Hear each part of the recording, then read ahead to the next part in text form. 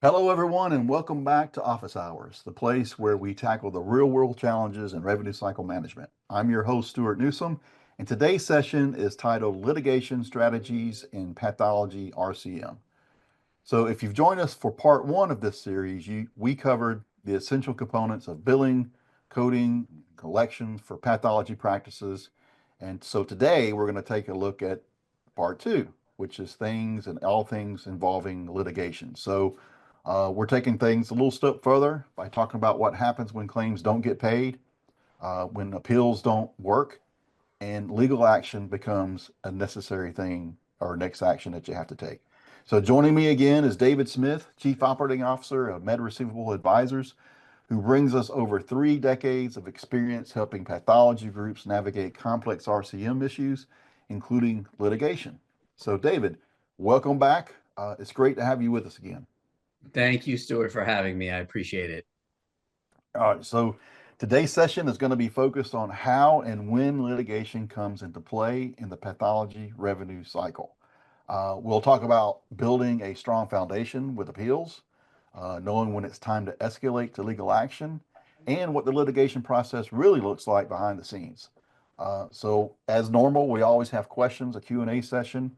So we'll ask you to put your questions in the Q&A section in the chat below. And with that, David, we'll jump right in. So Sounds good. first, right out the gate, I think for those who are new to this topic, when and why does litigation become necessary in pathology RCM? Great question. I would say, Stuart, it really depends on the practice. I mean, usually what we find when we're bringing on new clients or talking to prospects is very rare that they've ever been involved in any sort of litigation against a major carrier.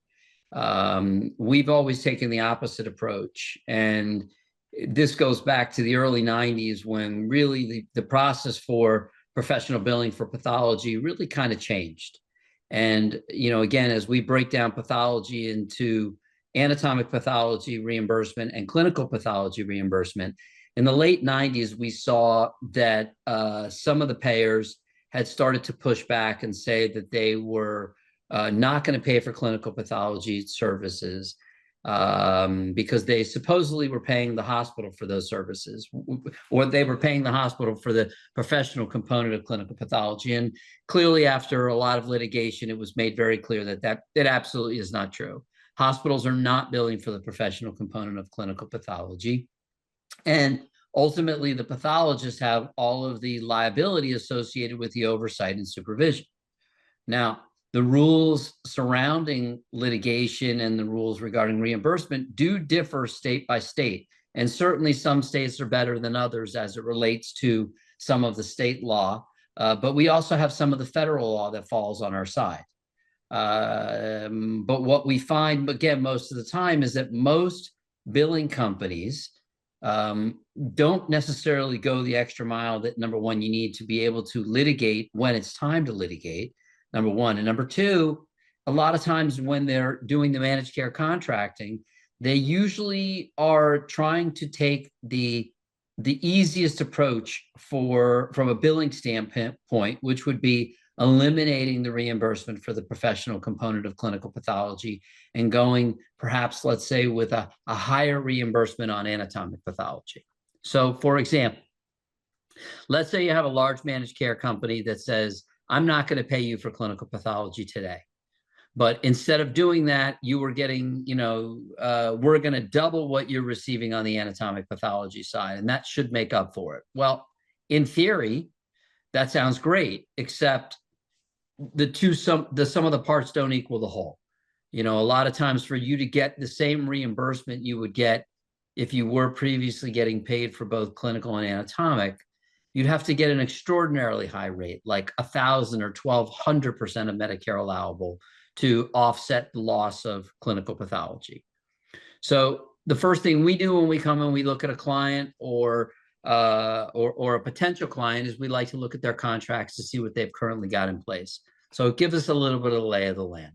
It helps us to understand whether they're non-participating, meaning they don't have a direct contract with that payer. So we start from the very beginning to really have a clear picture of what's going on with each particular client and with each particular payer for that client.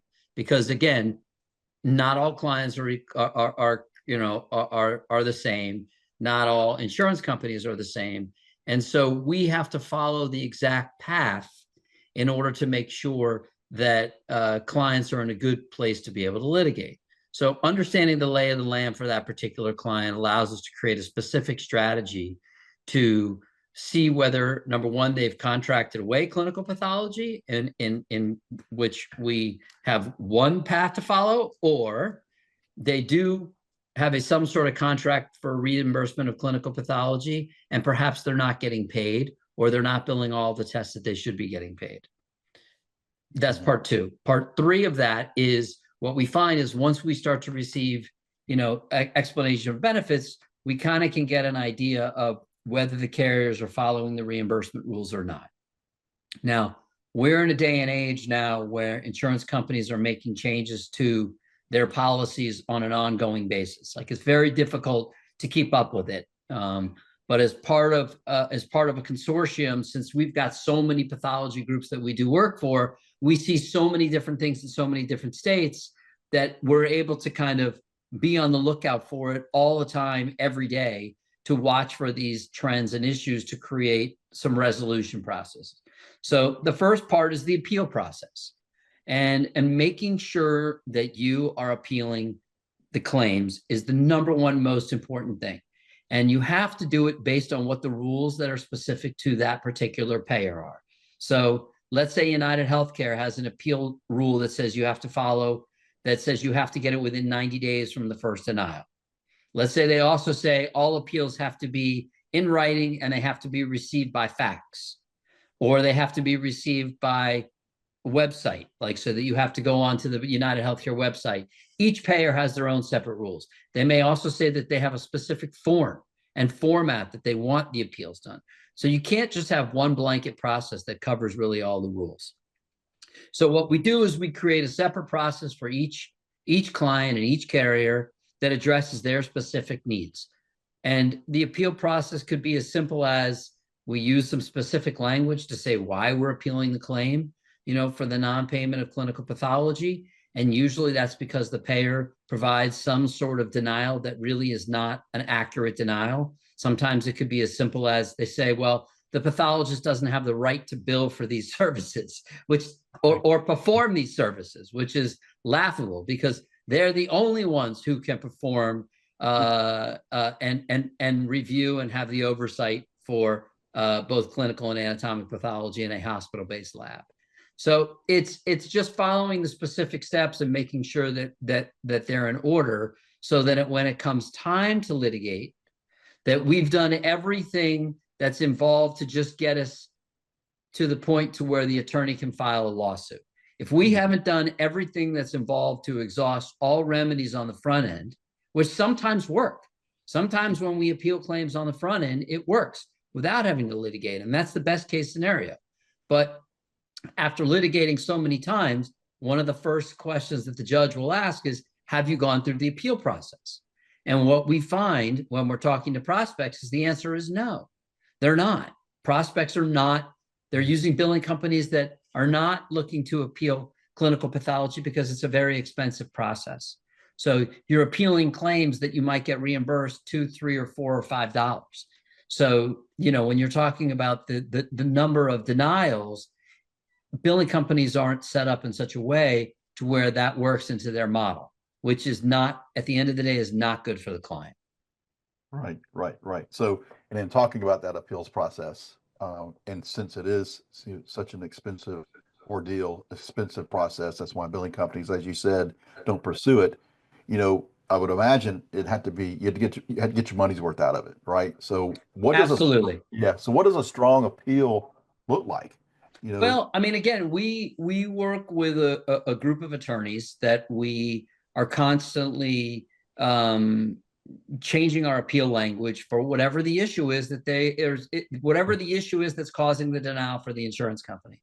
So it's understanding and working with a billing company and with a group of attorneys who have a very strong understanding of pathology. And there's very few attorneys in the country who really have a very strong sort of niche practice as it relates to dealing with pathology and pathology matters. It's very different than anesthesia, radiology, or emergency room, physicians, other hospital-based groups. It's just totally different. So it's making sure that the language is set in order to deal with, again, with that particular carrier. And it also, that way you can show proof to the judge when it comes time that you followed the rules, you've asked the specific question, and usually what we get back from the insurance companies is nothing more than appeal upheld. Okay, no further explanation. No, we'll think about it and possibly reprocess it. We'll review our internal policies and make some changes. It doesn't usually yield that success. But again, what it does do is it just really sets us up in the case that we've passed step one in order to start the process to litigate. Okay. Awesome. And lastly, the way we look at it for the client is it's not necessarily, you're not necessarily hiring us because of all the great work we're going to do for you on the front end and all the collections that we're going to generate from making sure that everything is set up from, let's say, beginning and middle. It's also the end portion of the process that it may take a year. It could take 3 years, to go through the litigation process. But for us, we don't care, because the end result is hopefully that the client is going to get their day in some sort of mediation, and hopefully they'll get some sort of settlement at it. But most importantly is working on a contract going forward that really meets the specific needs for that client. Yeah. So it's really going to affect change. Absolutely. And that's the main goal, Absolutely.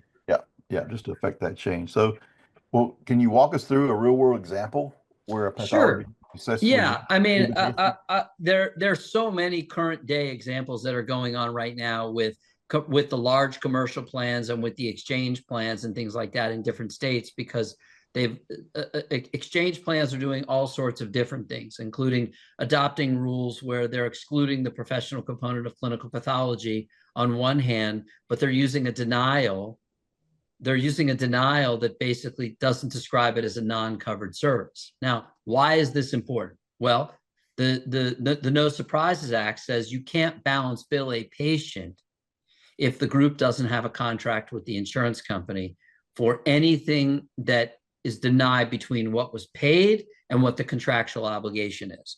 So there's insurance companies that are going through the process and saying, well, we're denying this claim because it's not appropriate for you to bill clinical pathology with a modifier 26. A modifier 26, which is always billed in a hospital place of service, specifically for both anatomic and clinical pathology, is the standard. That is that is what CMS requires. That is what the CAP requires. It's the generally accepted way that we bill for professional services in a hospital-based environment.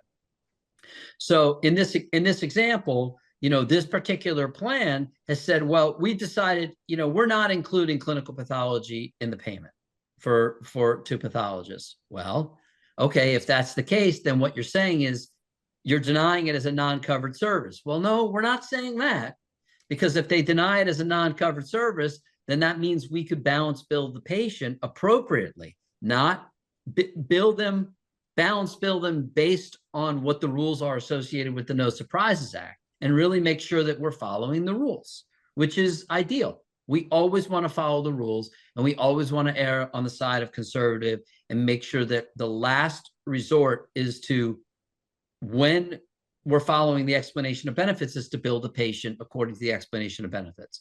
But there's a little bit of deceitfulness by the insurance companies to make up excuses that really don't apply.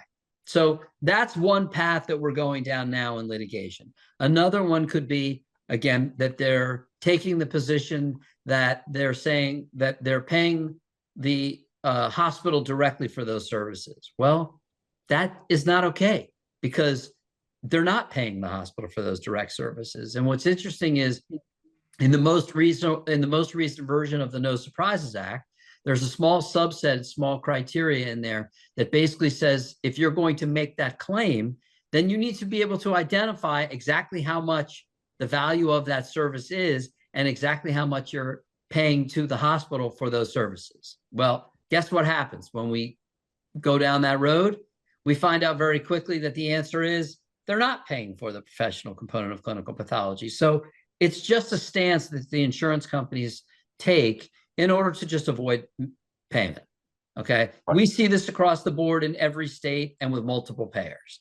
And what happens usually is we fix it with one commercial payer for our clients, and then it pops up with another payer up in another state. So when I think about the process and how it's kind of changed over 30 years, it's changed in so many ways, and it's exactly the same. We're having the exact same conversations today as we did back in the late 80s and early 90s. Okay. And it's just the insurance companies are trying to they're trying to be more focused on ways to deny clinical path, which is again why you have to have a very strong back end process to make sure that you're appealing the claims, making sure that you're doing everything appropriately, completely by the book, specific to that carrier. And what we find is billing companies are just not doing it. And the reason they're not doing it is because it's very expensive. And most of the time we don't get paid, but it's part of the process. You have to do it because again, it sets you up ultimately for, for litigation. And then hopefully, most importantly, is a contract. That's what we want. We want to be in network and participating with every payer at a fair rate, at a fair rate.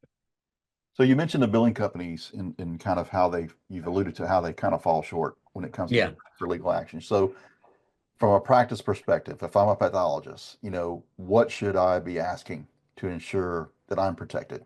That because obviously the billing company's falling short, they're not looking. Great question. Yep. I would say it's a couple of things. Number one is how much is clinical pathology making up of your total income? Okay, we've got clients where the amount that they collect on anatomic is equal to what they would collect on clinical pathology. It's a large number, and so it's very, very important to look at what you're currently getting paid, what you're currently billing and collecting for clinical pathology. Okay, and making sure that you're billing for everything that you are entitled to bill for. That again, that you have the oversight and supervision in your particular lab. So it's looking at the CPT code volumes. It's making sure that all of the departments are being captured properly, and that the volumes look correct. That's number one. Number two is, what do your contracts say? Are you supposed to be getting reimbursed? And if you're not getting reimbursed, then the question is why? And you should be looking at that to try to figure out the best path forward to figure out how to make those changes. Okay. And then if you are getting reimbursed, are you getting reimbursed based on the contract correctly? And are you actually getting reimbursed for every unit of the service that you're performing? A lot of times what we see in pathology is that there is a lot of clinical pathology that gets performed where you have a repetitive repetitive procedure done in the same day for like an inpatient, okay? And a lot of times that's because the patient's being monitored every hour on the hour. And so they run a lot of repetitive lab tests during the day to make sure that the patient is okay, to make sure that the blood gases are appropriate or that the glucose is okay, that all of the vitals are working and doing exactly what they should be doing. And we see this especially when a patient's in the ICU. So, for an insurance company to say that those are not medically necessary services, or that those services don't provide or assist in the outcome of a successful outcome where a patient is, discharged from the hospital and is doing well, is absurd. Okay, because no one can make that argument with a straight face. Every blood and urine test has a value, and these are tests also that are not being ordered by the pathologist. These are tests that are being ordered by other physicians in the hospital because they deem it necessary to make sure that there is proper medical care. Right, exactly. So going back to the appeals process and beyond, particularly beyond the appeals process, what are the typical steps in the litigation process once a case moves beyond appeals, and how long do these cases usually take to resolve? It's again, it completely depends on the situation, and it does not matter whether it's a small client that maybe has $500,000 a year at risk, or it's a big client that has 15 or $20 million at, you know, I don't want to say at risk, but more involved with that particular plan. And what we find is once we've identified the pattern, we go through the process, which is we go through the appeal process. We speak with the client. We talk about the plan to involve an attorney. The attorney will usually reach out in a very non-threatening kind of way to the insurance company to see if there's a way that it can be settled on the front end. And sometimes we are very fortunate because of the relationships that we have with the group that we use.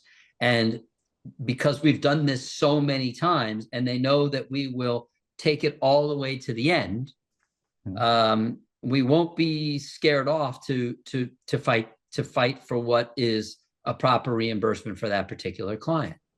And so that could be anywhere from 6 months to 3 or 4 years.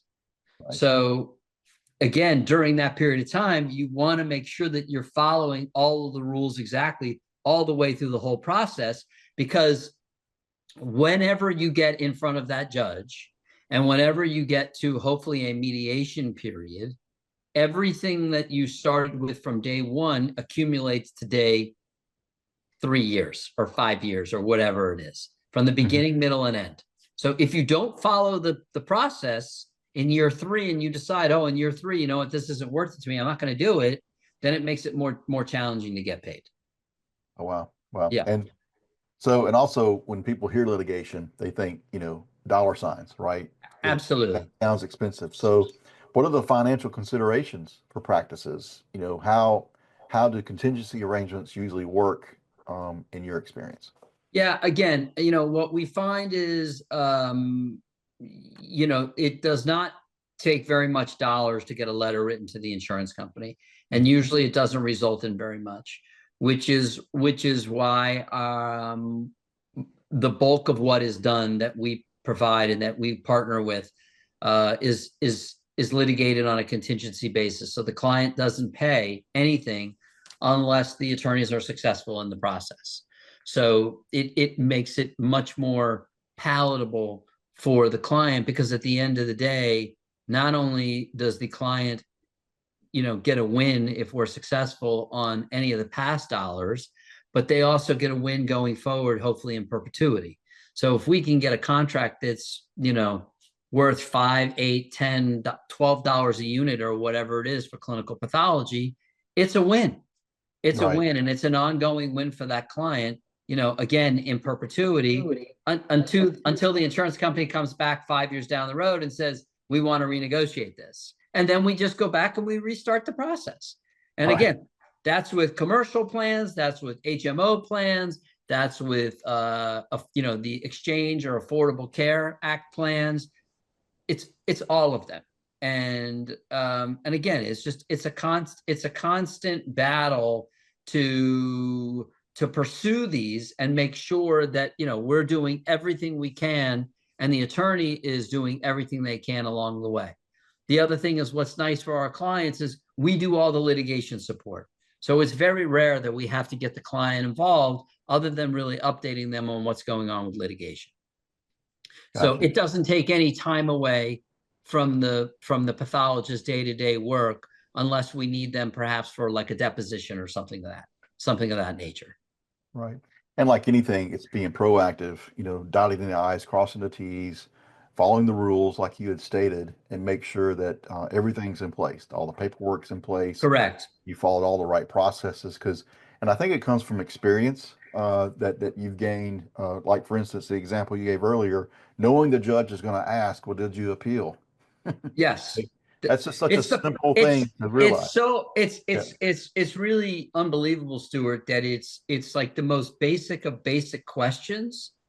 Mm-hmm. And I know when we're dealing with new prospects and we have this conversation, when we ask the client, do you know if your billing company is appealing these? Not one time has someone ever come back and said, I know. They don't know. And so then they have to go back to the client, they have to go back to the billing company and confirm. And I would say 999 times out of 1,000, the answer is no. Right. That's crazy. It's crazy.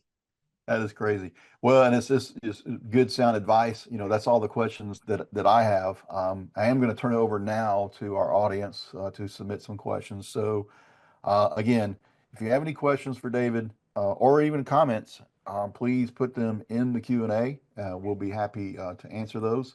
I do have a few questions here, David, that I want to Sure. go over with you. So one is, what should a pathology group be documenting now if they suspect a payer is consistently underpaying or denying valid claims? I think this question has to be like they haven't been documenting. They want to make sure they've been doing this correctly, and can they start now? The answer is they can. What they need to do is, again, if they do have a contract that involves or includes the professional component of clinical pathology and they think they're being underpaid, the first thing they need to do is work with a lawyer. They need to work with a lawyer who is specifically trained and has a lot of background knowledge in pathology. This is not something that I would ever recommend to somebody that you go to the same attorney that handles, wills and trusts or, or other commercial matters or real estate, or family law. No, this is a healthcare professional who specializes in pathology litigation. And again, there's only very few of those. And if anybody has any questions on that, certainly, Stuart, they can contact us directly and we can help them to try to figure out the best path forward for them. Okay. Sure. But also understanding how much they're being underpaid. So if they're being underpaid, let's say they're supposed to get paid $10 a unit and they're only getting $8, then they've got to make sure that appeal process is in place. They need to put the insurance company on notice that they expect them to make the change and update the reimbursement. Gotcha. Yep, exactly. So, and here's another question. Are there specific payers or trends you've seen recently that are more likely to lead to litigation scenarios? The answer is it's all payers, on and off, year to year, and that's without exception. So it literally, it's changing that much. So, one example currently that's going on that we see that's really kind of been pushed throughout the whole country is Cigna has taken the approach that they're going to pay, $5 per unit for clinical pathology.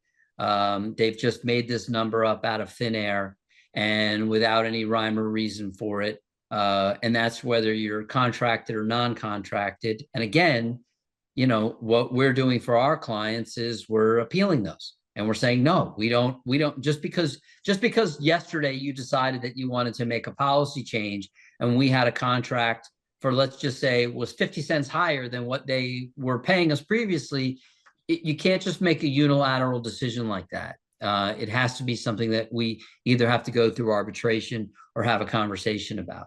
So I would say right now, that's probably the largest one that affects most pathology groups throughout the country. Yeah, and kind of piggybacking off that, just from my observation, I know that let's look at the AMA and Medicare, for example. I know Medicare doesn't have RVUs for most pathology or labs, so that's why it's such up to each payer kind of making up their own fees, so to speak. But I know that if you look at the AMA and the final rule, there's always some kind of proof. They release the RVUs, but they tell you how they got there. There's some kind of explanation. The answer is absolutely. And what's interesting about one of the things that you just described is, remember, Medicare pays clinical pathology based on the clinical path laboratory fee schedule, which is a Part A fee schedule. And in those cases, Medicare throughout the country does pay the hospital for the professional component of clinical pathology. That is the one main exception of the payer that you would really have to go back to the hospital to try to get reimbursement for those services. The only other exception that we have throughout the country is Medicaid in most states. Now that's not 100%, and it's actually going in the opposite direction now. What we're finding is more states are actually carving out that reimbursement to provide a professional component fee schedule. I'm aware actually of a few changes that are coming up in hopefully before the end of 25 and the beginning of 26, which will impact specific states and the reimbursement in those states. Gotcha. Yep. All right. Well, there's no more questions in the Q&A, David. Once again, I want to thank you for joining us. Again, glad you came back. Always, anytime, Yeah. Stuart. I Yeah, appreciate the invite.